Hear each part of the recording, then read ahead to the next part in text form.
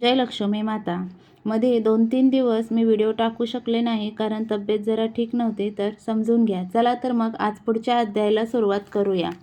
श्री नवनाथ कथासार अध्याय 15वा. गोरक्ष जालंधर भेट. श्री गणेशाय नमः. बद्रिकाश्रम क्षेत्री गोरक्ष व कानिफ हे दोघेही वेगवेगळ्या स्थानी तपश्चर्या करत होते, पण त्या दोघांनाही परस्परांची काहीच माहिती नव्हती. 12 वर्षांची तपश्चर्या पूर्ण झाल्यानंतर त्यांनी यथासांग उद्यापने केली आणि आपापल्या गुरूंच्या शोधार्थ निघाले. कानिफ उत्तरेकडे गेले तर गोरक्षांनी मच्छिंद्रनाथांचा शोध घेत पूर्व आणि दक्षिण प्रदेशात अविरत तपास केला. त्यांना गुरूंचा वियोग अगदी असह्य झाला होता. ते अहोरात्र भ्रमण करत आणि गावोगावी नाथजींची चौकशी करत पुढे जात होते, पण त्यांचा कुठेच पत्ता लागला नाही. फिरत फिरत गोरक्ष गौड बंगाल देशातील हेलापट्टणास आले. त्यावेळी त्यांचा जतिवेश पाहून नगरवेशीवरील द्वारकदक्षांनी नमस्कार करून त्यांची विचारपूस केली.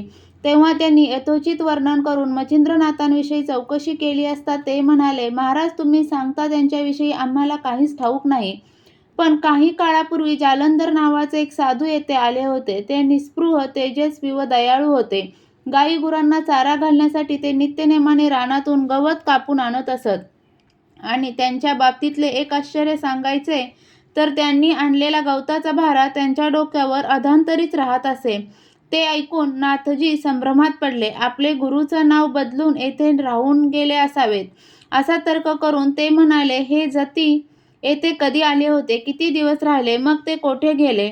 द्वाररक्षक म्हणाले, या घटनेला 10 वर्षे होऊन गेली आहे. ते साधारणतः वर्षभर येथे होते.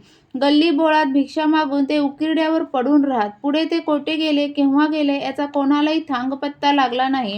ते ऐकून गोरक्षांचे हृदय भरून आले.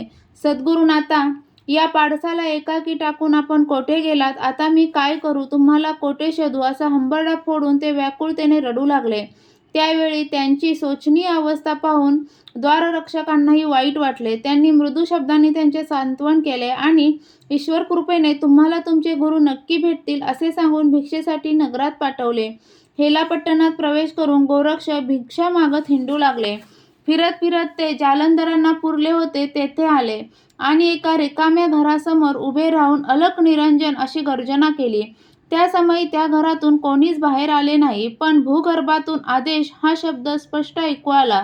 तो ऐकून त्यांना मोठे आश्चर्य वाटले. ते म्हणाले, आदेश करणारे जती महाराज, आपण कोठे आहात? आपले नाव काय? तेव्हा भूमीतून उत्तर आले, हे जती, मी जालंधरनाथ असून येथे भूगर्भात आहे. आता आपल्याविषयी काही सांगा. ते म्हणाले, मी श्री गुरु मच्छिंद्रनाथांचा शिष्य गोरक्ष आहे. आता लोकोद्धाराचे कार्य सोडून तुम्ही भूमीखाली का राहत आहात हे सांगितले तर बरे होईल. तेव्हा जालंधरांनी त्यांची ही अवस्था कोणी व का केली त्याविषयी सर्व हकीकत सांगितली. ते वृत्त ऐकून गोरक्ष संतापाने लालबुंद झाले व म्हणाले, नाथजी, तुमचा अधिकार न जाणता तुम्हाला जमिनीत गाडणारा हा मूर्ख गोपीचंद यापुढे कसा राज्य करतो तेच मी पाहतो.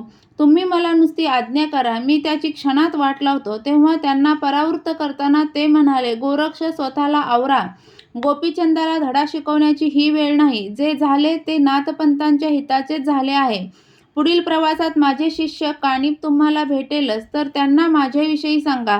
ते राजाचे कल्याण करतील, मला येथून बाहेर काढतील आणि नाथपंथांचा महिमा वाढवतील.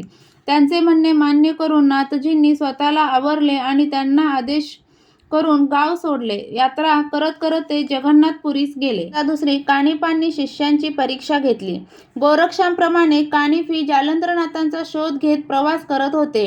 ते जेथे जात तेथे लोकांना सन्मार्गाचा उपदेश करत. त्यामुळे अनेकांनी त्यांचे शिष्यत्व पत्करले होते.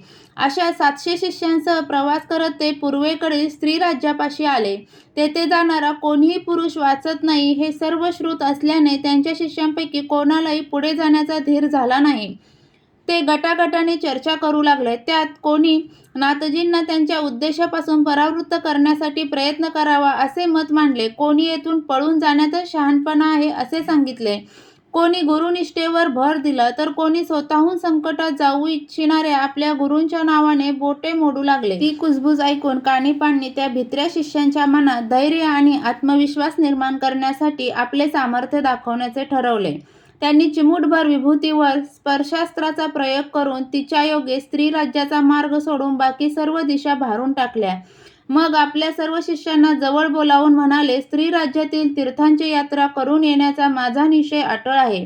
तेथे मारुतींच्या भूपकाराने पुरुष मरतात हे जरी खरे असले तरी माझ्या गुरूंवर श्रद्धा ठेवून मी तेथे जाणार आहे. म्हणून तुमच्यापैकी ज्यांना माझ्याबरोबर यायचे असेल त्यांनी यावे आणि ज्यांना जीवाची भीती वाटत असेल त्यांनी खुशाल परत फिरावे.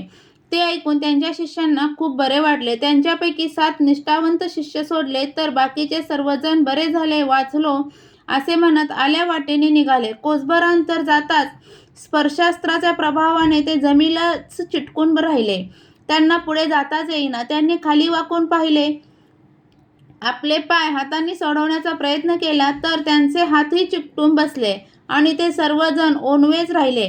इकडे त्यांची अवस्था जाणून नाथजींनी आपल्या 7 शिष्यांना विभक्तास्त्र मंत्रून विभूती लावली आणि जमिनीवर ओनवे उभे राहिलेल्या मंडळींच्या पाठीवर एक एक दगड ठेवून या असे सांगितले. त्यांच्या आज्ञेने ते 7ही शिष्य त्या शेकडो शिष्यांकडे आले. तेव्हा त्यांना पाहून ते सर्वजण अतिशय लज्जित झाले आणि आम्ही चुकलो, आम्हाला या भयंकर शिक्षेतून सोडवा असा आक्रोश करू लागले. त्या समयी त्या 7ही जणांनी सर्वांची चांगलीच कान उघडणी केली आणि प्रत्येकाच्या पाठीवर एक एक दगड ठेवून माघारी वळले. स्पर्शास्त्राच्या प्रभावामुळे ते दगडी तेथे चिकटून राहिले. त्यांचे ओझे असह्य होऊन ते कदाचित संत्रस्त झाले आणि मोठ्याने ओरडून क्षमा याचना करू लागले. त्यावर ते 7 जण म्हणाले, गुरुजी स्त्री राज्यातून परत आल्यावर तुम्हाला सोडवतील, तोपर्यंत प्राप्त फळ भोगत राहा. तुम्हाला गुरूंच्या ऐवजी प्राण श्रेष्ठ वाटला आणि त्यांना सोडून तुम्ही निघालात, मग आता कशाला तळमळता? आता तेच तुमचे काय करायचे ते ठरवतील. मग ते 7ही शिष्य कानिफांशी आले आणि ते आपल्या गुरुबंधूंची दयनीय अवस्था सांगू लागले. महाराज, त्या सर्वांच्या तुमच्याबद्दलचा भ्रम दूर झाला आहे. आता तुम्हाला सोडून ते कोठेही जाणार नाहीत. केली एवढी शिक्षा पुरे झाली. आता दया करून त्यांना मुक्त करा. ते ऐकून त्यांचे मन द्रवले. त्यांनी विभक्त अस्त्र मंत्रून त्यांना भस्म दिले. ते त्यांनी सर्वांच्या भाळी लावताच ते सर्वजण मुक्त झाले आणि नाथांचा जय जयकार करत त्यांच्यापाशी आले. त्यांनी मनःपूर्वक क्षमा मागितली. तेव्हा त्यांनीही त्यांना पुनश्च स्वीकार केला. मग आपल्या समस्त शिष्यांसह ते पुढे निघाले. सायंकाळच्या सुमारास ते स्त्री राज्याच्या सीमेवर आले आणि विश्रांतीसाठी तेथेच वस्तीस राहिले. कथा 3. कानिफ, मारुती युद्ध व मच्छिंद्रांची भेट.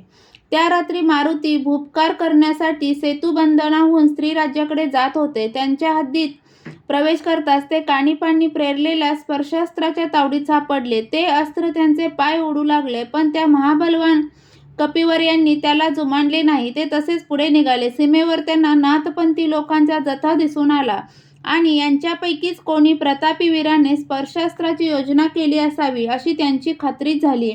त्यावेळी ही मंडळी राजधानीत प्रवेशली तर मच्छिंद्रनाथांना बोध करून आपल्याबरोबर घेऊन जातील. आपण त्यांना महत्प्रयासाने येथे आणले आहे. ते यांच्याबरोबर गेले तर मोठीच पंचाईत होईल. मौनाकिनीही दुःखी होईल. म्हणून पुढचा अनर्थ टाळण्यासाठी यांना येथूनच घालवून दिले पाहिजे असा विचार करून त्यांनी महाभयंकर आणि प्रचंड रूप धारण करून गगनभेदी गर्जना केली. ती ऐकून घाबरलेले कानिफ शिष्य आपल्या गुरूंच्या आश्रयाला गेले. त्यांनी सर्वांना धीर दिला व मारुतींचा प्रतिकार करण्यासाठी सज्ज झाले. त्यांनी वज्रास्त्र मंत्र म्हणून चिमूटभर भस्म त्यांच्या दिशेने भिरकावले. तेव्हा त्यांनी संतापाने मोठाले पर्वत व शिळा फेकल्या, पण वज्रास्त्राने त्यांचे चूर्ण केले. तेव्हा त्यांनी मुष्टीप्रहार करून ते अस्त्रच निष्प्रभ केले. ते पाहून चिडलेल्या नाथजींनी त्यांच्यावर कालिका, वासव, अग्नी आणि वायू अशी 4 अस्त्रे एकामागोमाग एक सोडली. त्या अस्त्रांनी त्यांच्यावर चहूकडून हल्ला चढवून त्यांना पुरते जर्जर करून सोडले. त्यावेळी त्यांनी कालिकास्त्र आणि वासास्त्र यांना आपल्या हातांनी थोपटून धरले. अग्नीला शेपटीने गुंडाळले आणि वायूला मी तुमचाच पुत्र असल्याने मला त्रास देऊ नका अशी विनंती केली. ते ऐकून वातास्त्र क्षीण झाले. मग नाथजींनी मोहनास्त्र सोडले, पण मारुती वज्रदेही असल्याने त्याचा फारसा प्रभाव पडला नाही. ते किंचित भ्रमिष्ट झाले. ते पाहून अग्नीने त्यांचे पूछच पकडले. तेव्हा त्यांनी क्षणाचाही विलंब न करता त्याला समुद्रात बुडवले. त्यायोगी त्यांचे पाणी उकळून जलचर मरू लागले. तेव्हा त्याने स्वतःच त्या अग्नीचे कारण शोधले आणि जलास्त्राच्या साहाय्याने मेघ उत्पन्न करून तो अग्नी शांत केला. मोहनास्त्राने भ्रमित झालेले मारुती आपल्या परीने कानिफांचा पाडाव करण्यासाठी प्रयत्नशील होते. त्यांनी एका पर्वताला हात घालताच कालिका आणि वासास्त्राने त्यांना एकाच वेळी मागून पुढून धडक दिली. ती असह्य होऊन ते मूर्छित होऊन खाली पडले. तेव्हा आपल्या पुत्राची ती अवस्था पाहून वायू स्वतः प्रकट झाला आणि मारुतींना सावध करण्याचा प्रयत्न करू लागला. तेव्हा ते पुन्हा उठून कानिपांवर धावले. ते पाहून वायूने त्यांचा हात धरला व त्यांना दटावत म्हणाला, वत्स्य, हे नाथ मोठे प्रतापी आहेत, म्हणून त्यांच्याशी 2 हात करण्याच्या भानगडीत पडू नकोस. मागे मच्छिंद्रनाथांनी डोक्यावर पर्वत देऊन तुम्हाला कसे बद्ध केले होते ते आठवा. हे कानिफी त्यांच्यासारखेच आहेत, म्हणून यांच्याशी सख्य करा. त्या बोलण्याला समुद्रानेही अनुमोदन दिले. मग तो आणि वायू मारुतींना घेऊन नाथांपाशी आले. त्यांनी त्या दोघांचे सख्य करून दिले. तेव्हा मारुतींनी त्या सर्वांना मच्छिंद्रनाथांची हकीकत सांगितली. त्यांनी कोणत्या उद्देशाने कानिफांशी युद्ध केले हेही सांगितले व म्हणाले, तुम्ही स्त्री राज्यात जाऊ शकता, पण मच्छिंद्रनाथांना कोणत्याही प्रकारचा उपदेश करायचा नाही व त्यांना बाहेरही न्यायचे नाही. या त्यांच्या म्हणण्याला वायू आणि समुद्र दोघांनीही समर्थन दिले. कानिपांनाही ते पटले. ती अट त्यांनी मान्य केली. दुसऱ्या दिवशी नाथजींनी आपल्या समस्त शिष्यांसह स्त्री राज्यात प्रवेश केला. तेथील अनेक तीर्थे पाहून ते शृंगमुरुड या राजधानीच्या शहरी आले. तेथील द्वारकारक्षक स्त्रियांनी मच्छिंद्रनाथांना कानिपनाथ म्हणून कोणी जती आपल्याकडे शेकडो शिष्यांसह तुम्हाला भेटायला आले आहेत अशी वर्दी दिली. त्यांनी केलेल्या वर्णनावरून गोरक्षच नाव बदलून आपल्याला न्यायला आले की काय असे असेल तर ही राणी हे ऐश्वर आणि सर्व सुख विलास टाकून आपल्याला जावे लागणार. या विचाराने ते व्यथित झाले. तथापि चेहऱ्यावर तसे काहीही भासू न देता ते मोठ्या वैभवानिशी त्यांना सामोरे गेले. नगरद्वारी येताच कानिपांना पाहून हे आपले गोरक्ष नाहीत हे लक्षात आल्यावर त्यांच्या मनातील हुरहुर क्षणात नाहीशी झाली. त्यांनी उत्साहाने त्यांची भेट घेतली. मोठ्या आस्थेने त्यांचे नाव, गाव, पंथ, गुरु यांच्याविषयी विचारले आणि हे आपल्या गुरुबंधूचे जालंधरांचे शिष्य आहेत म्हणून आनंद व्यक्त केला. त्यानंतर त्यांना अंबारीतून नगरात आणले आणि त्यांनी आपल्या शिष्यांसह महिनाभर राहावे असा आग्रह करून त्या सर्वांना तेथेच ठेवून घेतले. अध्याय 15वा समाप्त. नवनाथ कथासार यातील अध्याय 15वा ऐकल्याने किंवा वाचल्याने मिळणारी फलश्रुती म्हणजे घरातील भांडणे नाहीशी होतील. नवनाथ कथासार यातील अध्याय तुम्हाला ऐकायला आवडत असतील तर चॅनलला सबस्क्राईब करा, व्हिडिओला लाईक आणि शेअर करा. धन्यवाद.